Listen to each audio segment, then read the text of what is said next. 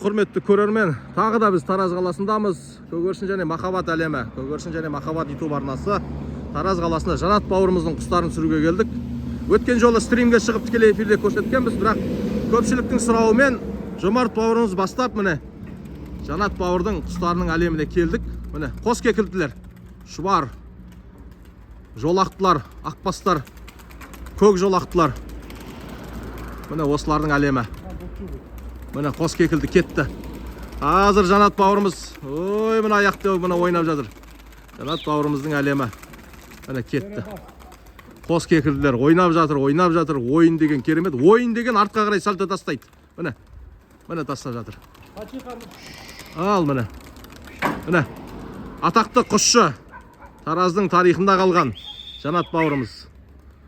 Ал міне құстар әлемі керемет. Қолында аса таяғы міне көгершіндер ұшыратын. Бүгінгі көгершін және махаббат әлемі біз Жанат ағамыздың, Жанат бауырымыздың шаңырағындамыз. Бұл кісінің өткенде біз Тараз қаласындағы бір ұясын түсіргенбіз. Онда стримге шығып тікелей эфирде көрсеткен болатынбыз. Енді бүгін жақындап келіп міне екінші ұясына келдік. Барлығы жас кептерлер, жас көгершіндер ойынға енді кіріп жатыр. Міне, осы не қажеті бар, не керегі бар, несі қызық деген адамдарға бүгін сол сұрақтардың жауабын іздейтін боламыз. Міне қызық болмаса осылай 50-ге келген жағында шатырлап жүре ма? Міне. Міне. Жәке, осы құстар қалай бұны? Соч дейді осыларды. Теңбіл. Ақ теңбілдері көп. Біраз ұшмағалы, біраз бұл құста қандай өнер бар? Ойнайды ғой. Ойыншылар ма? Ойнағанда қатты Енді бастап жүр ғой дейме? Енді бастап атқан. Жұп жақсы ойнайды, мен бұрын бойынша. Әдем екен. Мына қара әдем екен. Ұрғашы ғой дейме? Жоқ, еркек. Еркек, тұмсығы қалыңдау екен. Мынау шы? Ол балапан ғой, биылғы балапан. Бұл жас па? Мынаны жіберейін. Ал көрейік қана. Бісмілда. Ал кетті. Міне кетті. Бірақ өзі солай, өнерді көрсететін кезде ойнамай қалатыны бар. Мынау екіншісі. Міне өзі солай. Жарнамалайтын кезде өзі солай ойнамай қалады. Оған ешқандай таң қалмаймыз. Міне жастар ғой бәрі жастар. Ішінде жүгіріп жүр ойнап кетіп жатқандар да бар, тігінен қадалып ойнайтындар да бар. Бәрі жас құстар. Сөге кетпеңіздер, ойнамайды, нешіне ұшырып жатсындар деген әңгімелер болады. Барлығы жастар енді бастап жатыр. Анау әсіресе бір қара өзі бөлектеніп көтерілейін деп жүрген. Осынша құсты көтеруді оңай емес. Иә, жүздеп ұшырып жатқандар бар ғой, бірақ Ішіндегі жаңағы жүчке чүгір. бұл ана қара шаңырақтағы құстардың жас балдары ма осы? Иә. Сояқтан шыққандар ғой. Ояқтан шығады. Производительдер ғой. Осы жаққа алып келем да. Аналық аталықтар үйде тұр, иә? Мынау жастары. Осы жерде еркіндікте жүрасың. Ең бірінші жауы не осылардың? Бірінші ауру біріншісі. Мынау жабайы құстар мына аяқтан ұшып келіп, ұшып кетіп атады. Былай оңды соңды. Солардан келеді. Екінші жауы Астандағы астрокрилий сапсан. Қырғилар ма? Қырғи, вообще жау жетеді. Жерде мысық. Оң кейін екі аяқта адам да бар арасында. Мына біреу міне, ой, тоқтап жатыр екен ойынға. Ақбас, тақырбас екен мынау. Енді бастап жүр ғой деймін. Ақбас жүчканың баласы ғой. Әдем екен. Неше құс бар осы жерде қазір ұяда? Ұшырмағалы біраз болды ғой. Осы ұяда неше құс бар? 32 ме? 32 или 33. Одан да көп болады әлі. Көктемде ертең көбейін деп тұр ғой олар. Ой, ол кезде бұлардың бәрін балапан ала беретін болсаң, кетті дейсіз ғой. кетеді ғой, 100-ге бірақ барады ғой. Ішінде ең жақсы ұшып ойнайтын қай құстар? Бір бөлек, бір ерекше жақсы көретін бар ма? Жаңағы жүгдік чубай ғой, ішіндегі жақсы. Қара ма? Қара қос кекілді. Мына төменде емес, ол көтерілсе аспанда қатты ойнайды ол. Екінші анау жаңағы. Қайда кетті олар? Будулай. Будулай деп ат қойып қойған. Мынау ма? Ой, будулай. Жоқ, будулай анау жаңағы ақбас. Ағы бар ма? Ағы бар, басында ағы бар. Ол ойнап жатыр ғой, ол жүр ғой осы жерде. Бастап жүр екен, көрініп тұр, енді бастап жүр екен ойынды. Мынау әсіресе тоқтай алмай жүр екен әлі. Бұларды ұшырмағалы айтып ғой, өткенде қар жауды, анау болды, мынау болды. Ұшырмай қалды ғой, біраз болды. Жәкен, неше жасыңнан бастадың? Мен ба, 3-ші класс оқып жүргенде бастағам. Үйдегілер қалай қарады? Арада разрыв болды ғой. Арада тоқтау болды. Тоқтау болды. 25 жылға тоқтап кеттік арада. Үйдегілер қалай қарайды? Үйдегілер одан да қой бақсай дейді, не дейді адам осы? Қаншама жем жеп жатыр дейді ғой. Иә. Несімен қызық енді? Бәрі көрермендер сұрайды. Не рахаты бар, не кайфы бар дейді бұның. Несімен қызық? Бауырым, ол адамның өзінің Құдай берген нәрсесі болады, жақсы көретін. Біреу қатынын жақсы көреді, біреу балық жақсы көреді, біреу осы құстарға жейтін құс салғанды жақсы көреді. Бүркіт, сапсан жаңағы, ителгі. Біреу тазы, біреу төбет, біреу жылқы. Әркімнің өзінің Алла берген нәрсесі бар. Соған Құдайға шүкір. Кептермен Ай міне. Қон алмай тепкілеп жатыр. Әлде де көктемге қарай керемет ойнайтын болады, көрініп тұр. Шыру керек, қуатысы керек. Міне біреу жыбырлап. Шыру аз болып жатыр ғой, шыру аз болып. Жәке, балаң, ұлың бағам деп жатса, қарсы болмайсың ба? Ол егерде тура мен құсап қонса, қона берсін. Одан гөрі Ол берілу керек қой, қаннан қанға. Егерде берілсе, алсын. Ол да бір қасиет дейсің ғой. Алла. Жеңгей қалай қарайды? Жеңген көнді ма? Көнді ма? Мойындады ма? Көнді. Сол кісілер мойындаса, міне жөкең сияқты болу керек қой. Келінді мойындатқан қандай керемет. Өйткені келінді де жақсы көреді, кептерді де жақсы көреді. Соларды сатып тегінен тегін пытырлап айдалады. Керемет міне. Міне қонып жатыр. Олардың қызығы қонатын кезінде ғой. Қазір таңда ауруларға қарсы қандай дәрілер пайдаланып жатсыз?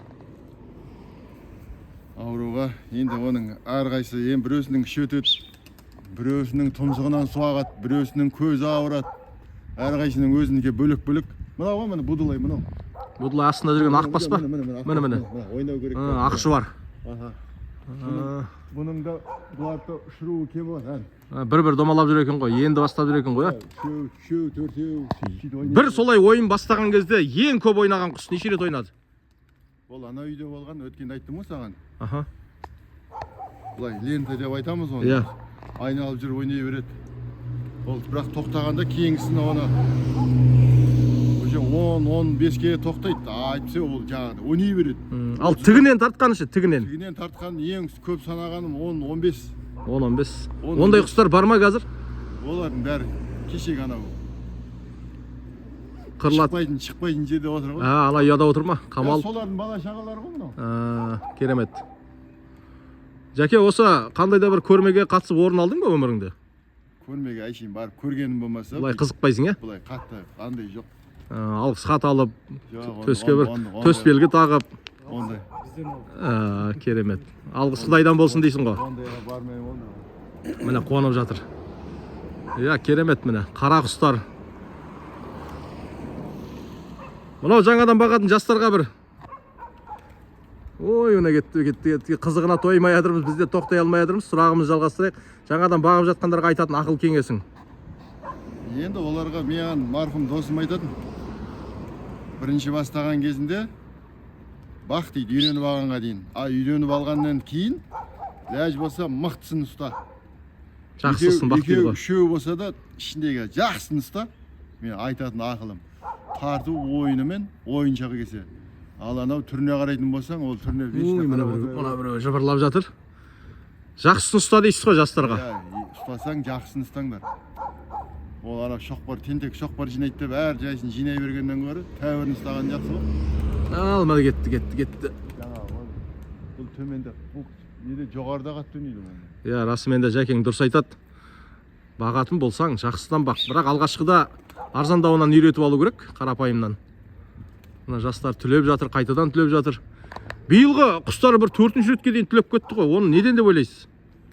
Ол экологияда одан басқа. Табиғаттың өзінің сыйсын тосы қазір. Мына қыс деп қоямыз. Қыстың күні жаңбыр жауғанды кім көр? Жауын қатты болды.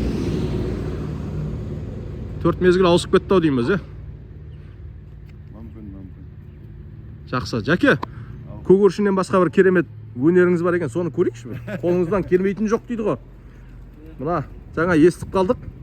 Тасы күтетін үлкен бір қолдан бір шеберхана ашып қойған, сол жерде тасы күтетін бір дробилка дейді, техника жасап жатыр екен, міне. Мынаны қолдан жасап жатыр. Зауыттарда, басқа жерде жасап шығару пәленбай миллион ғой, бұл 10-15 миллион тұрады, 20 миллион тұрады. Мынау міне қарапайым ғана осындай кішігірім цехтың ішінде Жәкең үндемей жүріп міне Жаңа Жомарт бауырым айтып қалды, бұл кісінің қолынан келмейтін жоқ деп. Я, расымен де. Көрейікші мынаны. Бір екі ауыз айтып жіберіңізші. Бұл не үшін мынау? Бұл карьерда мынау бұның балғасы кувалдысы мынау екі дәу кувалдысы. Бұл тасты кәдімгідей көлеміне қарай қандай тас түседі, соны бұл оборотпен мияқта ұрған кезінде айналып тасталғанын шығарады мынау балғалар. Демек, мынандай шағыр тас шығады ғой, Иә, одан оның астында тағы 2-3 қатар сеткалары болады. Електері болады. Иә, көлеміне қарап, сойда сетке қойған. Сол сеткеден дәу тастан орташа тас, майда тас айшып шағылып астына түсе береді. Ол ентамен кете береді. Керемет екен. Шебін дейді. Неше тұрады осы құралыңыз? Бұның негізі қытайлықтарда бір 10 миллионға барады бұныкі. Сізде? Менде жаңағы өзімнің туысқандарым істеп пеш. 1,5-2 миллион шамасы ма? Иә, 1 миллион береміз, 1,5 миллион береміз. Мынаны істеп пеш, шығарып пеш дегеннен кейін істегенмін ғой. Неше күнде дайын болады? Ой, бұл біраз уақыт алады бұл. Темір қымбаттап жатыр, биыл жаңа жылда қымбаттауы мүмкін, Өзің ойласаң, мынау қалыңдықты. Иә, мына көріп таңғалып жатыр, мына 2 сантиметр шамасы. Мынаны қара, мынау 10 сантиметр мынау бәле. Ой, мына. Мынау дрелмен тесілмейді, резак алмайды. Қандай құралмен пайдаланып оны? Тек қана 380 сварка бар. 380? Мынау сварка бар.